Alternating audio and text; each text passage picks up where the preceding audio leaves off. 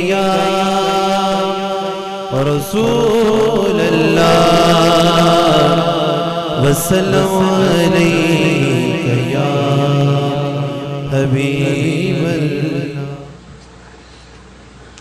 جو نبی کے قریب ہوتے ہیں وہ خدا کے حبیب ہوتے ہیں، جو نبی کے قریب ہوتے ہیں وہ خدا کے حبیب ہوتے ہیں، اور جو سجاتے ہیں درود و سلام کی محفل و رب کعبہ کی قسم وہ بڑے خوش نصیب ہوتے ہیں۔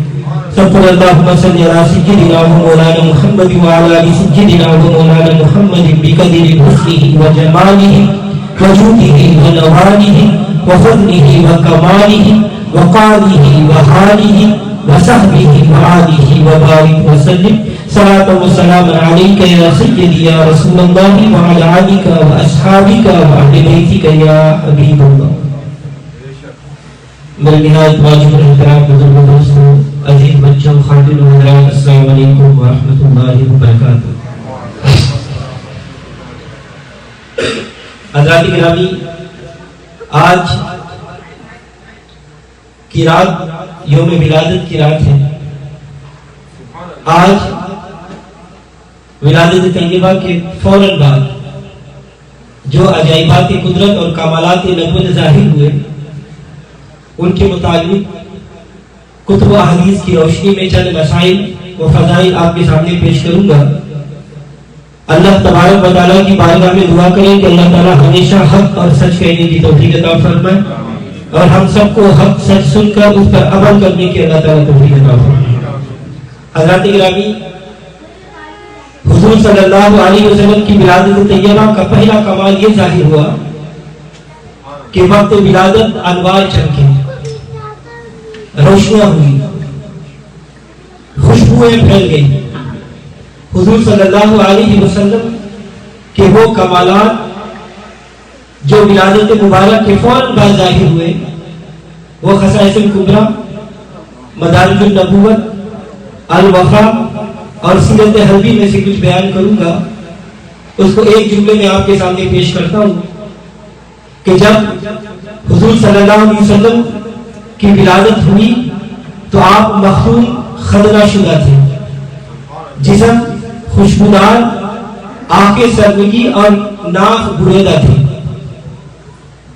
ان کمالات پر علماء محدثین امت نے اپنے ذوق اور محبت بھرے الفاظ میں جو اظہار فرمایا ہے وہ یوں ہے کہ ختنہ شدہ پیدا ہونا یہ حضور صلی اللہ علیہ وسلم کا کمال ہے، اور اللہ نے حضور سے یہ کمال اس لیے ظاہر فرمایا تاکہ پتہ چل جائے کہ نبی اپنے آثار ولادت اور انداز ولادت میں عام آدمیوں سے بالکل جدا ہوتا ہے۔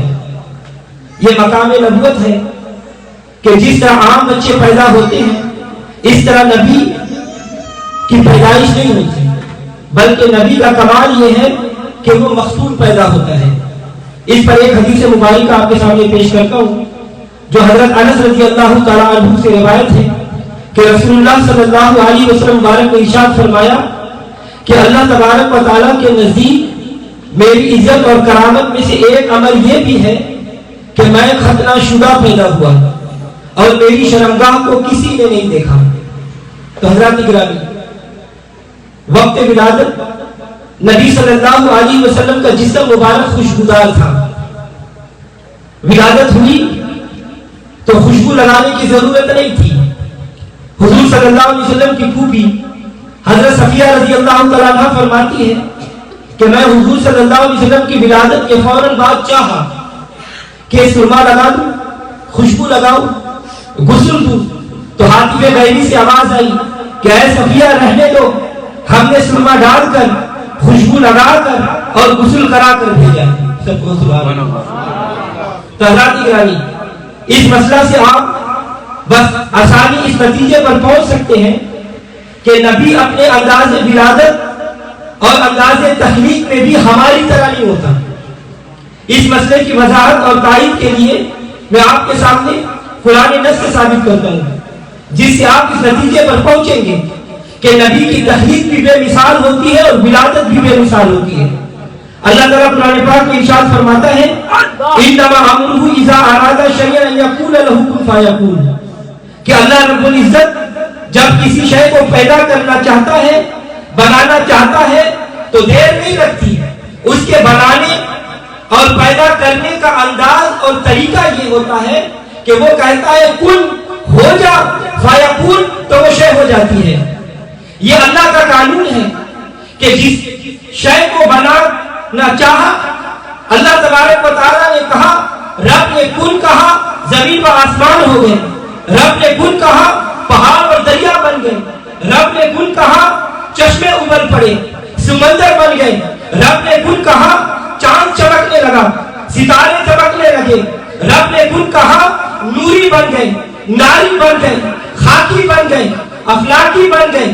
اللہ نے کن کہا، حیوان بن گئے، انسان بن گئے، ولی بن گئے، غوث بن گئے. اللہ نے کن کہا، کتب بن گئے، ابدال بن گئے، عارف بن گئے، صحابی بن گئے. اللہ نے کن کہا، امیر بن گئے، وزیر بن گئے، بادشاہ بن گئے، کج کلا بن گئے. رب نے کن کہا، جنت و دوزخ بن گئے، عرش و فرش بن گئے، لوح و قلم بن گئے. رب نے کن کہا، افلاک اور فلک بن گئے. لیکن جب نبی کو بنانے کی باری آئی تو خدا نے کن کہہ کر نہیں، بلکہ اللہ تعالیٰ قرآن پاک میں ارشاد فرماتا ہے، لما خلقت بیدی، میں نے آدم کو اپنی قدرت کے دونوں ہاتھوں سے بنایا.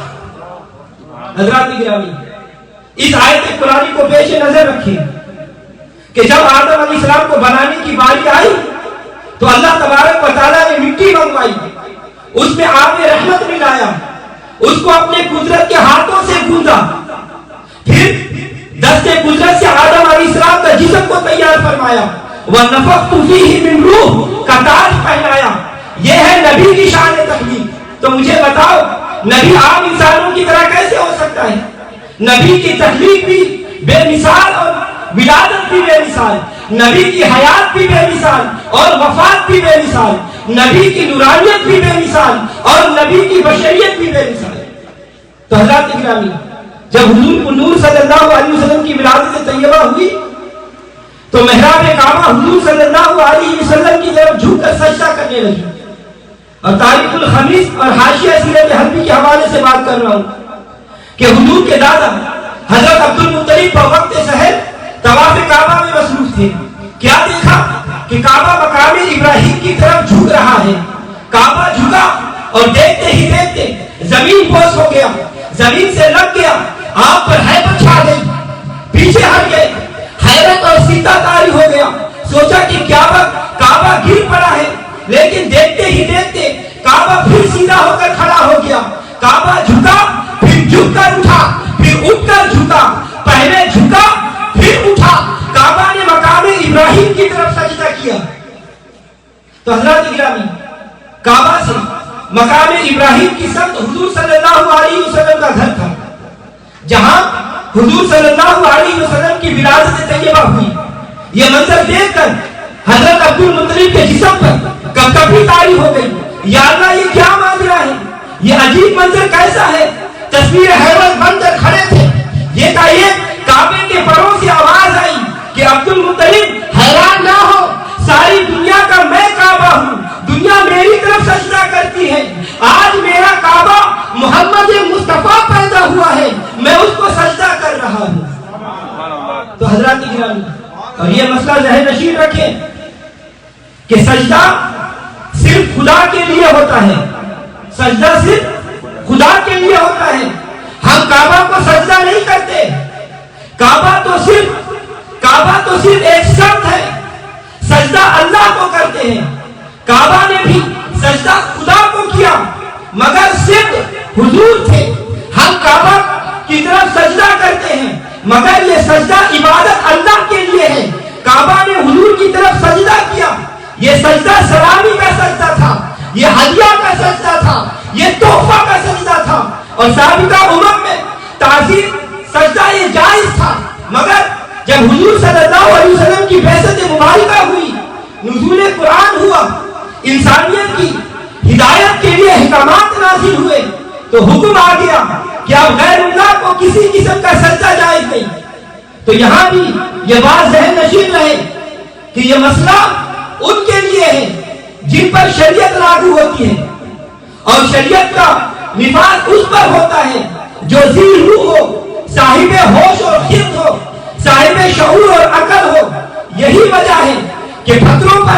शरीयत नाफिज नहीं होती, यही वजह है कि दरख्तों पर शरीयत नाफिज नहीं होती, यही वजह है जानवरों पर शरीयत नाफिज नहीं होती, यही वजह है मजनून और मजलूब पर शरीयत नाफिज नहीं होती, यही वजह है कि बेअकल और बेशऊर पर शरीयत नाफिज नहीं होती। गैरुल्लाह को सजदा शरीयत मोहम्मदिया में हराम है, मगर उसके लिए जो अकल और शऊर रखते हो, जो अकल और शऊर से आरी है, उन पर कोई फतवा नहीं। यही अहादीस है, रिवायत सहिया इस बात पर शाहिद है कि पत्थरों ने हुजूर को सजदे किए, दरख्तों ने हुजूर को सजदे किए, जानवरों ने हुजूर को सजदे किए, काबा ने हुजूर को सजदे किए। क्यों किए? इसलिए कि उनमें अकल नहीं है, न शऊर है और न ही अहकामात शरीयत के मुकल्लिफ है। आशिकान जमाल मुस्तफा जब जज्बात इश्क से मगलूब हो जाते हैं तो वो भी ये तमन्ना करते हैं कि आए काश हम भी अकल और शऊर से ना बुलंद होते, मजनून और मजजूब होते, जिसको चाहते सजदा करते। कोई हमसे ये ना पूछता कि क्या कर रहे हो, ये फतवा नहीं लगाता कि किसको सजदा कर रहे हो। और मेरे सरकार आला हजरत अजीमुल बरकत मुजद्दिद दीन व मिल्लत शाह अहमद रजा खान, आप जो इमाम अहले सुन्नत भी है और मुजद्दिद मिल्लत भी, जो हामी सुन्नत भी है और माही बिदअत भी, जो जलीलुल कदर फकीह भी है और अजीमुल मर्तबत मुफ्ती भी, जो वासिफ शाह हुदा भी है और आशिक मुस्तफा भी। मगर एक मकाम ऐसा भी आया कि इश्क मुस्तफा का यूं गलबा हुआ कि इश्क के हाथों मजबूर होकर आप पुकार उठे, ऐ ज़ौक़ के दिन अगर ये सजदा उनको रवा नहीं, ऐ ज़ौक़ के दिन अगर ये सजदा उनको गवारा नहीं, अच्छा वो सजदा कीजिए जो सर को खबर। तो हज़रात गिरामी, मगर एक मकाम ऐसा भी आया जब बारगाह नबी में हाजिरी की सआदत मिली, गुंबद खजरा के नजारे देखे, सुनहरी जालियों के जन्मगाते देखे, जज्बात इश्क मंजूर देखा, कमालात मुस्तफा का हुजूर हुआ, तो आप मचल गए और यूं कहने लगे, पेशे नजर हो वो नौ बहार, सजदे को दिल है बेकरार। पेशे नजर वो नौ बहार, सजदे को दिल है बेकरार। रोकिए सर को रोकिए, अरे रोकिए सर को रोकिए, हाँ यही तो इम्तिहान है। तो हज़रात गिरामी, अहले अकल इतराज ना करना, ये आशिकान मुस्तफा की बातें हैं। और मेरा ये मशवरा है कि हमेशा अकल की गुलामी नहीं करो, कभी कभी अकल को छोड़कर बंदा इश्क भी बनना सीखो। अच्छा है दिल के पास रहे पासबान अकल, अच्छा है दिल के पास रहे पासबान अकल, लेकिन कभी कभी उसे तन्हा भी छोड़। तो नतीजा क्या निकला कि हुजूर की विलादत के वक्त हुरो गिरबान मुबारकबादें दे रहे हैं, अंबिया मलाइका सलाम पढ़ रहे हैं, काबा ने हुजूर को सजदा किया।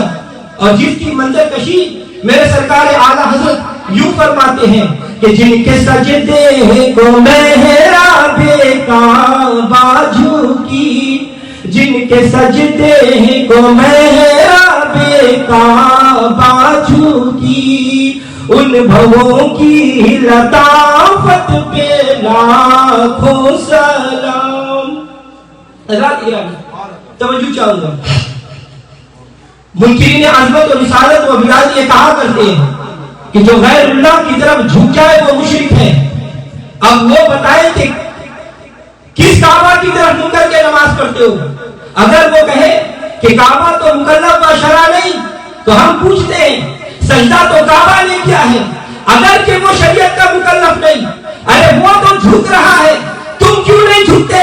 अगर हमारा अकीदा पूछना है तो हमारा अकीदा ये है कि झुकते हैं हम नमाज में काबा के रूबरू, झुकते हैं हम नमाज में काबा के रूबरू।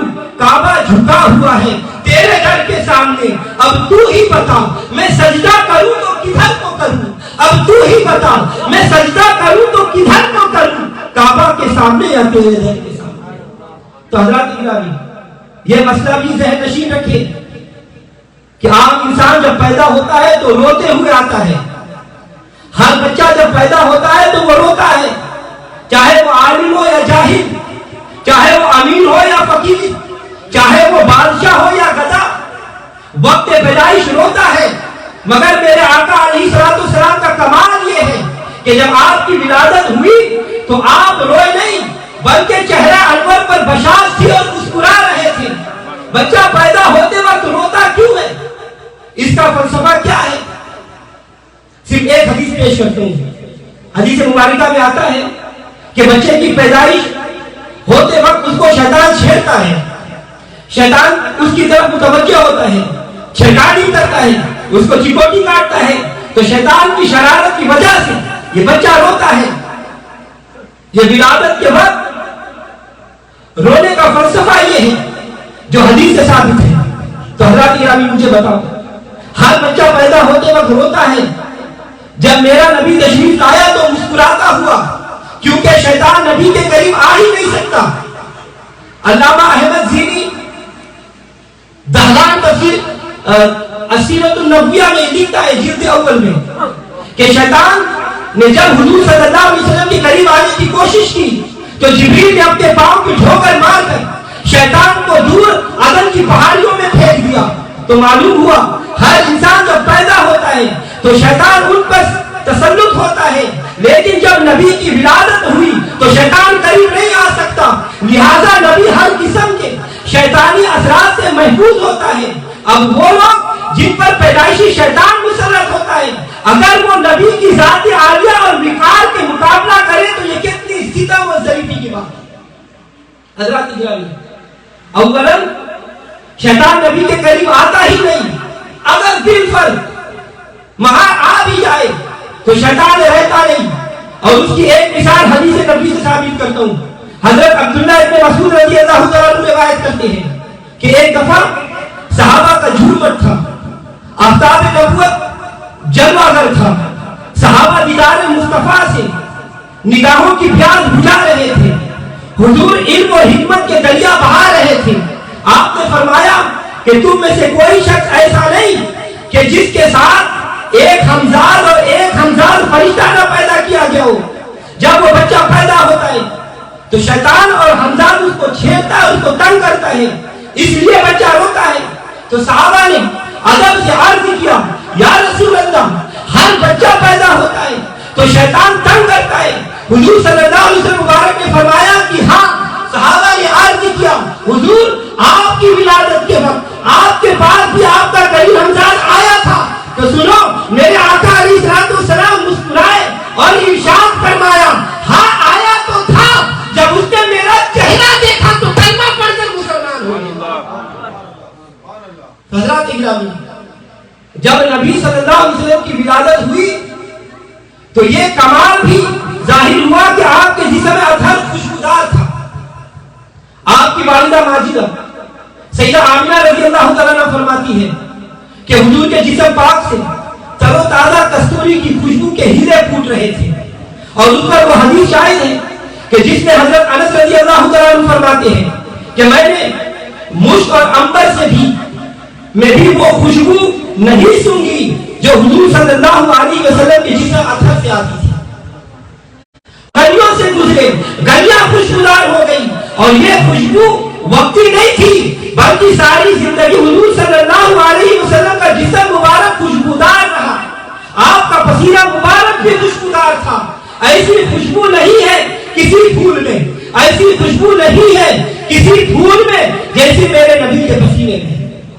تو حضرات گرامی، حدیث پاک میں آتا ہے کہ نبی صلی اللہ علیہ وسلم جس راستے سے حضور صلی اللہ علیہ وسلم جن گلیوں سے گزرتے، ایک ہفتہ تک وہاں خوشبوؤں کا بسیرا رہتا۔ اگر صحابہ نے حضور صلی اللہ علیہ وسلم کو تلاش کرنا ہوتا تو آپ جدھر تشریف فرما ہے تو صحابہ جدھر سے خوشبو آتے ادھر چلے جاتے اور بآسانی حضور صلی اللہ علیہ وسلم تک پہنچ جاتے۔ توجہ چاہوں گا، ایک ہفتہ کی روایت تو کتب میں موجود ہے، لیکن عاشق لوگ یہ کہتے ہیں کہ یہ خوشبو آج بھی غار ہیرا میں سنی جا سکتی ہے۔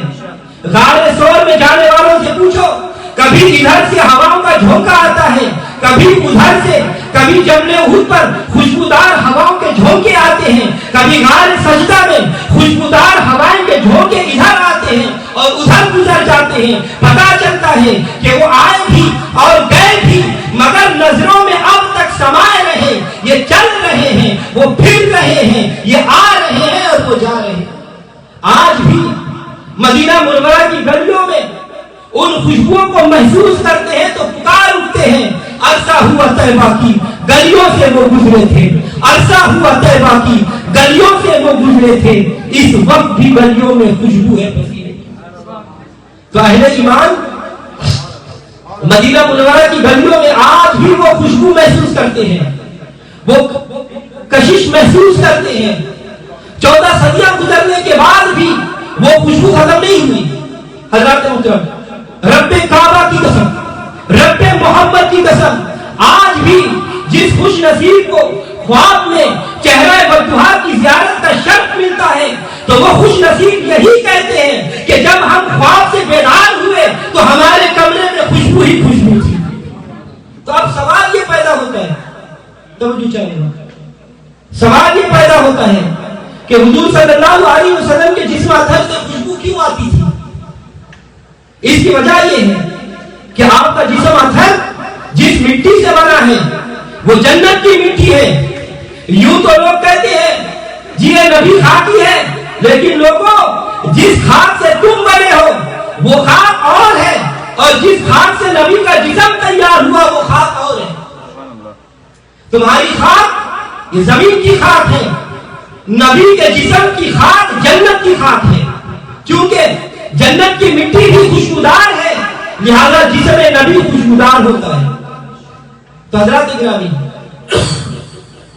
آپ کی والدہ ماجدہ سیدہ آمنہ رضی اللہ تعالیٰ عنہ فرماتی ہے جب حضور صلی اللہ علیہ وسلم کی ولادت بسعادت ہوئی تو میں نے جو منظر دیکھا وہ یہ تھا کہ میں نے دیکھا کہ آپ صلی اللہ علیہ وسلم سجدہ کر رہے ہیں۔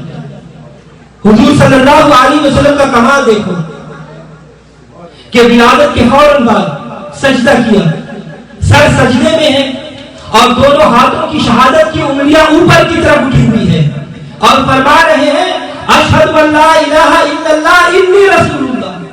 حضرات اکرامی توجہ چاہوں گا، بہت اہم بات کر رہا ہوں کہ جب کوئی بچہ پیدا ہوتا ہے تو کیا وہ سجدہ کرنے کے قابل ہوتا ہے؟ کیا وہ سجدہ کر سکتا ہے؟ نہیں۔ بچہ کیا جانے سجدہ کیا ہے، سجدے کے اصول کیا ہے، سجدے کی شرائط کیا ہے، سجدے کے آداب کیا ہے۔ سنو سجدہ کی تعریف، سجدہ یہ ہے کہ ماتھا، ناک، دونوں ہاتھ، دونوں گھٹنے اور دونوں پاؤں کی انگلیاں زمین سے لگ جائے۔ حضرات اکرامی یہ ہے سجدہ۔ سجدہ کرنا بڑا مشکل کام ہے، یہ بچوں کا کھیل نہیں۔ 70 سال کے بوڑھے نمازیوں کو ابھی بھی سجدے کرنے کا طریقہ نہیں آیا۔ بڑے بڑے نیک اور پارسا لوگ سجدہ صحیح نہیں کر سکتے۔ سجدے کو اس کی تمام شرائط اور آداب سمیت ادا کرنا یہ بڑا مشکل کام ہے۔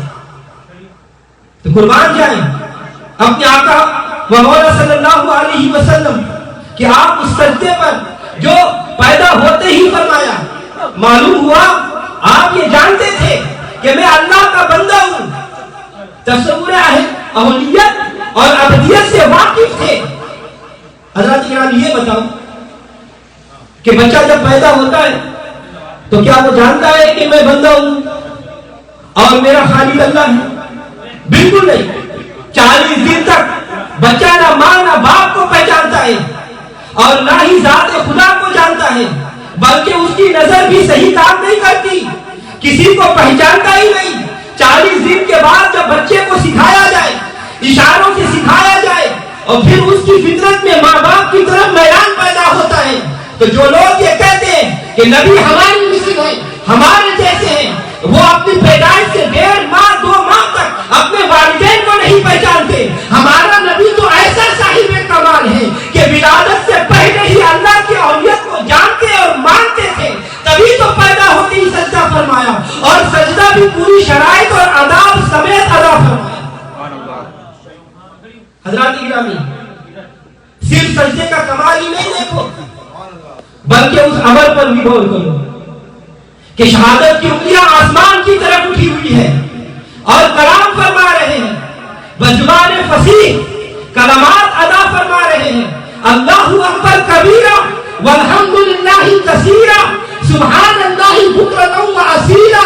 تاریخ الخمیس کی روایت میں ہے کہ آپ बज़ुबान फसीह कलमा पढ़ा, ला इलाहा इल्लल्लाह इन्नी रसूलुल्लाह। तो मालूम हुआ कि आप विलादत के वक्त ही जानते थे कि मैं अल्लाह का रसूल हूं।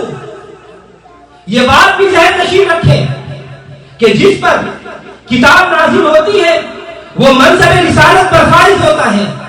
किताब अभी 40 साल के बाद गारे हिरा में कल्बे अतहर पर नाज़िल होगी। ऐलान नबुवत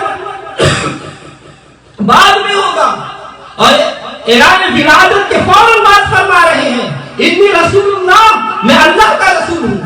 तो जो लोग ये कहते हैं कि नबी को 40 साल तक इल्म ही नहीं था कि मैं रसूल हूं, उनकी अकल पर तो मातम ही किया जा सकता है। तो खुदा के बंदो, हुजूर सल्लल्लाहु अलैहि वसल्लम तो पैदा होते ही ऐलान फरमा रहे हैं, इन्नी रसूलुल्लाह, मैं अल्लाह का रसूल हूं। तुम कहते हो कि 40 साल के बाद पता चला, शर्म तुमको मगर आती नहीं। तो ये भी पता चला कि नबी कलमे में भी हमसे जुदा है। नबी का कलमा और हमारा कलमा और। हम पढ़ते हैं ला इलाहा इल्लल्लाह मुहम्मदुर रसूलुल्लाह और हुजूर पढ़ते हैं ला इलाहा इल्लल्लाह इन्नी रसूलुल्लाह। अगर हम भी इन्नी रसूलुल्लाह पढ़े तो काफिर हो जाएंगे। मालूम हुआ कि नबी की मिसल होने का दावा करने से ईमान खत्म हो जाता है। मिसलियत पर इसरार करने वालों से पूछो, तुम नबी पाक की मिसल बनते किस तरह हो? तुम तो नबी वाला कलमा भी नहीं पढ़ सकते। तुम्हारा कलमा और नबी पाक का कलमा और। तुम तो कलमा पढ़ने में नबी की मिसल नहीं हो सकते और किस बात में मिसलियत का दावा करते हो? तो हजरत गिरामी, हुजूर सल्लल्लाहु अलैहि वसल्लम की मुठ्ठियां बंद है और दोनों हाथों की शहादत की उंगलियां आसमान की तरफ उठी हुई है। उसकी हिम्मत क्या थी? सैयदा आमिना रज़ी अल्लाह तआला अन्हा फरमाती है कि मैंने सोचा कि मेरे महबूब बेटे ने पैदा होते ही मुठ्ठियां क्यों बंद कर दी? तो फिर गैब से आवाज आई, मुठ्ठियां इसलिए बंद है कि 14 तबक की कायनात मोहम्मद के कब्जे में है। और उस आवाज की तस्दीक इस हदीस मुबारका से होती है जो आप सल्लल्लाहु अलैहि वसल्लम ने एक मर्तबा सहाबा की इज्मा में ये बयान फरमाया कि रोए जमीन के सारे खजानों की चाबियां मुझे दे दी गई। और दूसरी हदीस में यूं इरशाद फरमाया कि अल्लाह ने सोने और चांदी के दोनों खजाने मेरे कब्जे में दे दिए हैं। तो हजरत इकराम चमचू चाहूंगा, मेरे आका अलैहिस्सलाम की किस किस कमाल का तज़किरा किया जाए?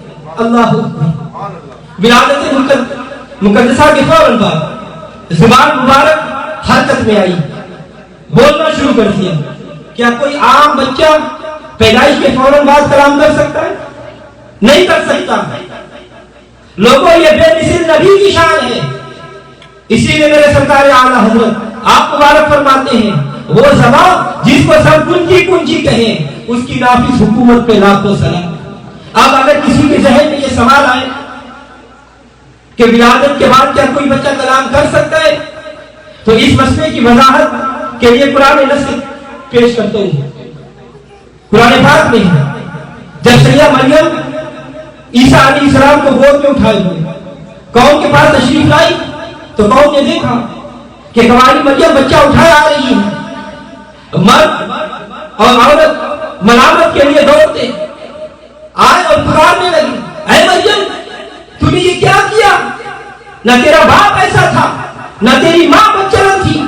हजरत मरियम अलैहिस्सलाम ने बच्चे की तरफ इशारा किया और चुप रही। तो कौम हैरान होकर परेशान होकर बोली कि हम इस कमसिन से क्या बात करें, ये तो नौ मौलूद है। हजरत ईसा अलैहिस्सलाम ने जब ये सुना कि कौम कह रही है कि नौ मौलूद बच्चे कैसे कलाम कर सकता है, तो अपना रुख कौम की तरफ फेरा और ज़ुबान में फसीह इरशाद फरमाया, इन्नी अब्दुल्लाहि अतानियल किताब व जअलनी नबिय्या, कि बेशक मैं अल्लाह का बंदा हूं, उसने मुझे किताब अता की है और मुझे नबी बनाया है। तो कुरान करीम के इस नसे सही से साबित हुआ कि अल्लाह का नबी विलादत के फौरन बाद कलाम कर सकता है। तो हज़रत गिरामी तो पूछूंगा, एक है कलाम ईसा अलैहिस्सलाम और एक है कलाम मुस्तफा अलैहिस्सलाम।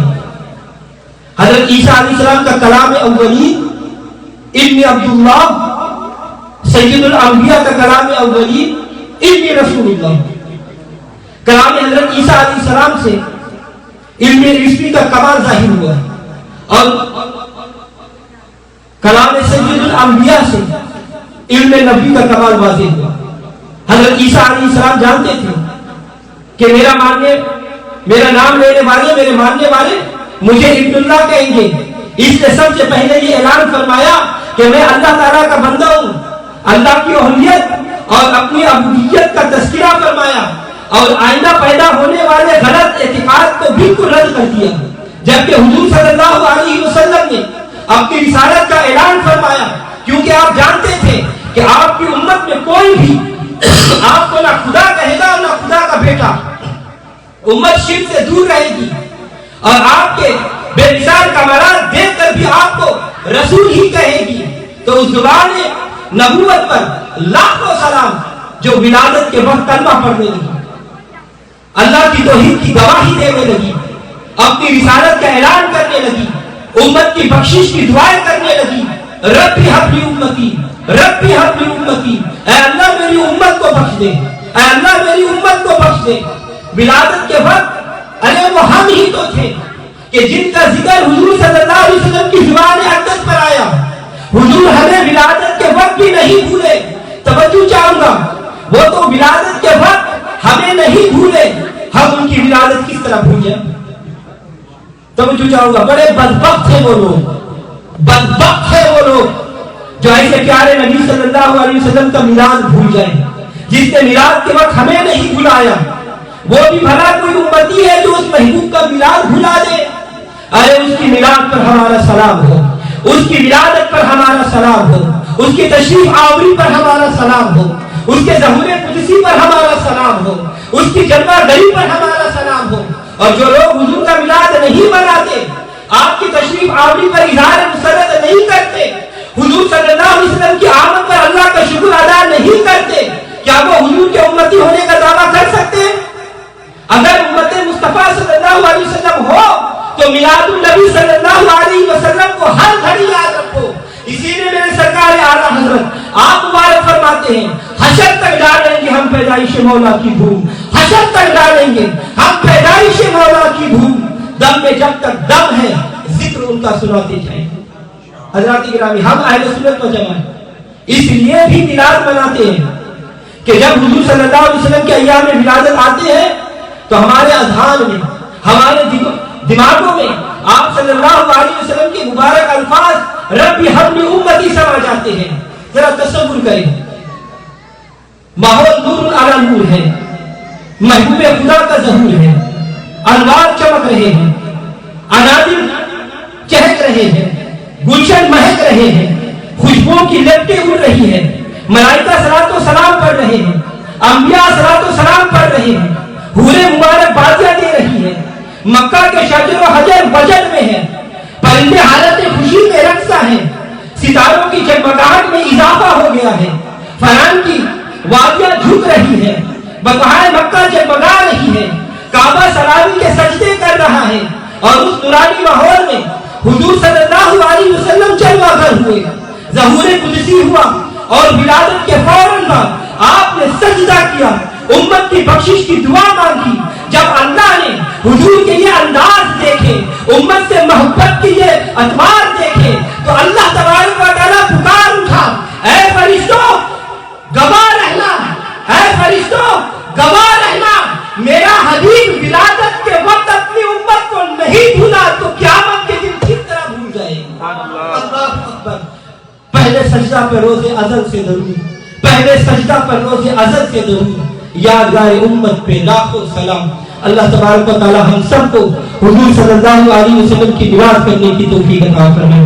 اللہم اجعل فی قلبی نورا وفی بصری نورا وفی سمعی نورا وعن یمینی نورا وعن شمالی نورا ومن خلفی نورا ومن امامی نورا واجعلنی نورا وفی عصبی نورا وفی لحمی نورا وفی دمی نورا وفی شعری نورا وفی بشری نورا وفی لسانی نورا واجعل فی نفسی نورا وعزمنی نورا واجعل من فوقی نورا ومن تحتی نورا اللہم آتینی نورا اللہم آتینی نورا اللہم آتینی نورا اللہم انی اسألک فعل الخیرات وترك المنكر وحب المساكين وأن تغفر لي وترحمني وإذا أردت فتنة في قومي فتوفنا غير مفتون وأسألك حبك وحب من يحبك وحب عمل يقرب إلى حبك وحب عمل يقرب إلى حبك غریبا یا رسول اللہ غریبا ندارم در جہاں جستو حبیبا بڑی نازم کے حسن امتی تو گنہگارم ولیکن خوش نصیب